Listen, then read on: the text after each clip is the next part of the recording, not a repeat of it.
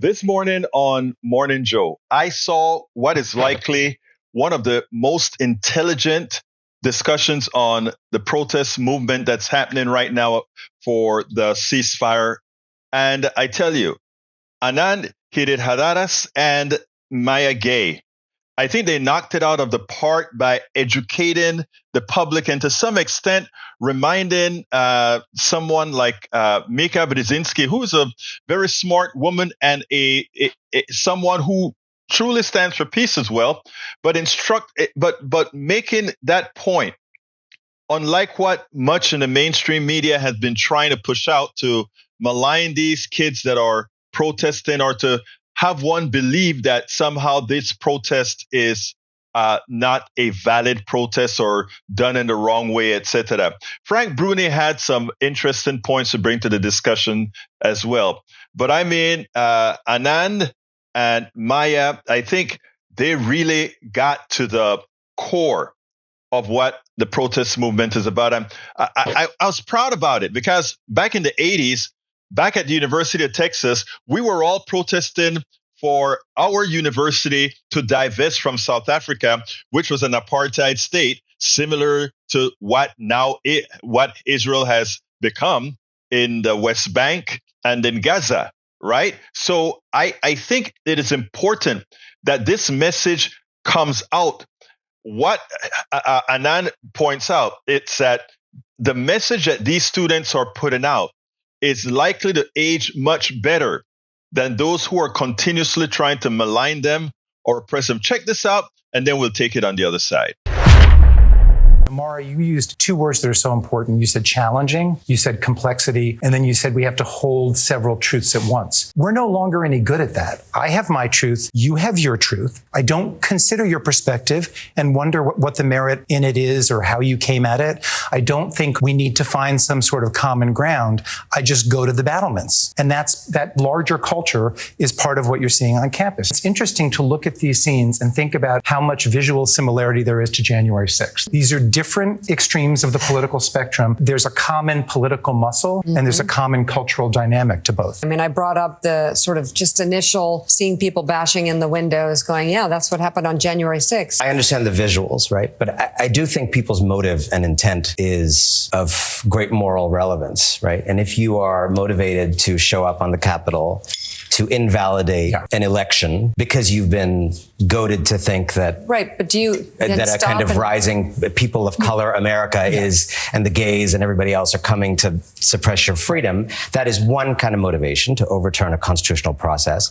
The founders didn't even put protest as like the third or fourth amendment. They actually put it first in line, and they were all dissidents. They were all breaking the law. I mean, starting a country, your own country, when you're actually part of another country, is the ultimate civil disobedience. It is this country started with a giant illegal act, right? An illegal act I think we're all grateful for. It doesn't mean that all disruption is good. It doesn't mean all disruption is bad. But I think it is complicated, as you say, and we need to be able to hold complexity. And I think students are often wrong about the specifics of what they say. Students are not good at setting a foreign policy. Students are not good at necessarily like 8-step strategy, but students throughout history have often been telling us something really vital that almost everybody else in the society is too afraid or too paid to say. I mean, would you apply that same logic of your first premise that you laid out beautifully to protesters on January 6th? Yeah, it's not the thing they're saying. It's the truth in that movement is that we have an enormous number of people in this country who are anxious and stressed and feel like they don't fit in a multiracial democracy. And as I've said many times on this show, I think those of us who want that multiracial democracy have not done the right organizing job to show a lot of those people that they don't need to go with fascism. They don't need to go with white supremacy, that there is a healthy, fulfilling life for them in the future that's coming. And I have said many times, I think it is the burden of those of us who want that future to organize those people into a different reality. So yeah, when I see January 6th, I'm absolutely trying to understand what is underneath the thing, right? Part of grievance is there's a thing on top and there's the thing that people are actually feeling and actually driving them. And it's often different. Frank. However disenfranchised those rioters felt, whatever the spark of their behavior was, I just do not want us to romanticize. Did you think I romanticized them? No, I said you. Well, I think Donald Trump is. Donald Trump is. I'm not affiliated with Donald Trump. What I'm saying is, I think all political behavior, there's an expression of putting a chair somewhere or climbing a wall. That's the behavior. And there's often something going on with people underneath. And you can't do politics well if you don't understand. I'm not romanticizing anything, to understand.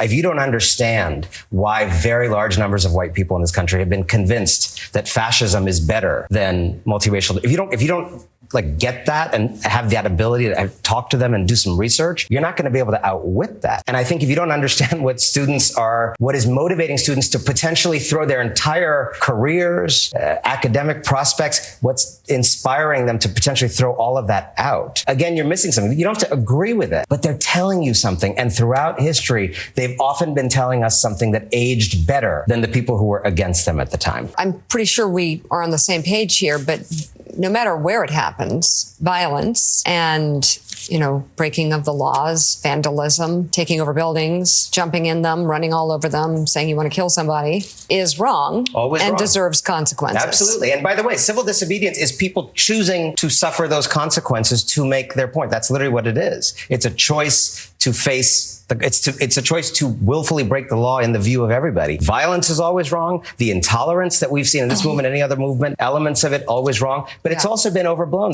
Lydia Polgren from the New York Times did an incredible piece of reporting where, unlike most people, she actually went there and spent days on end, right? And she said, yeah, there are some people who say the wrong thing and problematic signs. But the bulk of this is peaceful, nonviolent protests about people who are devastated by an immoral war. And by the way, a lot of those protesters are Jewish. And so the idea that this is defined by the actions of some people who are outside the gates. Well, we don't know exactly how many people who were arrested or taken in last night from Colombia were outside agitators or students. We still don't have those numbers. That means you don't have them either. So no, I'm talking about the people over weeks who've been in that encampment. There were Passover Seders held by Jewish protesters in that encampment. Like, this is not a collection of anti-Semitic activists. Like, this there's been a lot of reporting on who these people are. There've been a lot of interviews, and there's a lot of incredible Jewish students at the heart of this peace movement that we should not just erase and paint with a broad brush. But look at people who've actually done the reporting in both of your paper, Lydia Polgren, incredible, fair reporting. And it's evidence-based. And I think we should just ground ourselves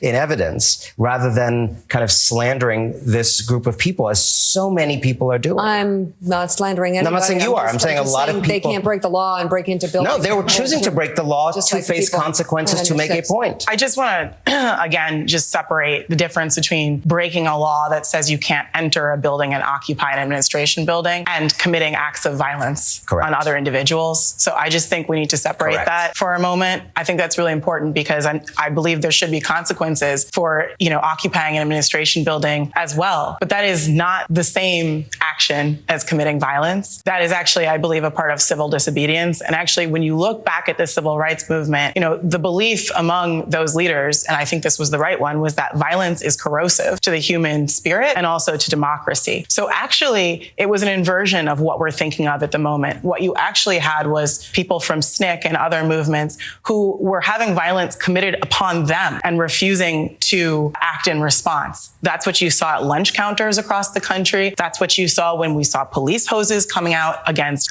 peaceful protesters protesting for civil rights. So I just want to highlight that to say that there is a right way to go about civil disobedience that is still going to be uncomfortable, but it is not going to be violent. But taking over a building versus the violence that we might have seen versus chanting "River to the Sea." I think the difficult thing about the First Amendment is that you can have hateful speech, offensive speech, and the First Amendment still applies. That's true if the Klan was marching through Fifth Avenue right now. They have a right to do that. And that is difficult for us. So even when something is offensive, that doesn't necessarily mean that people should be stopped from expressing offensive views. I just want to be clear. I find anti-Semitism horrific and offensive. But again, I think that universities are public spaces, and I don't have the right to be safeguarded from offensive speech necessarily. I think that's very difficult. That Mara is making very well is that there is on one side of a line, there is violence, intimidation,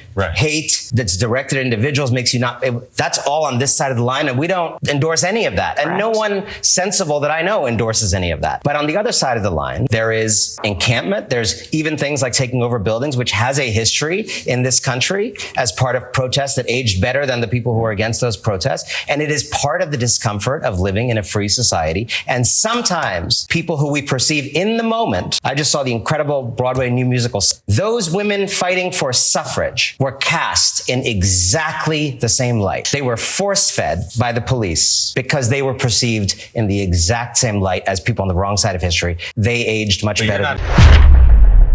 I hadn't heard a discourse like this on the mainstream media. We hear it all the time in our chats, and we hear it all the time in our independent media, but I hadn't heard it quite like this on the mainstream media, to which I say to Mika Brzezinski, even though she, you kind of had to bring her into the fold, we have to thank them for giving this platform on a program like Morning Joe, because I tell you, it is hard with what our mainstream media is trying to do to cater the message, to try to not let people see the way things really are, but towing some line. Notice one of the things that Anand said, people either understand it or don't understand it for some reasons, or are paid not to understand it.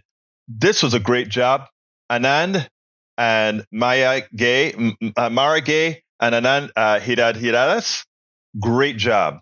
As well, Frank Bruni for some input that actually I think closed the loop. We spend a lot of time deconstructing the news, trying to parse it into a form that everybody can understand. We try to find those little nitpicks where it flies above the fray, etc.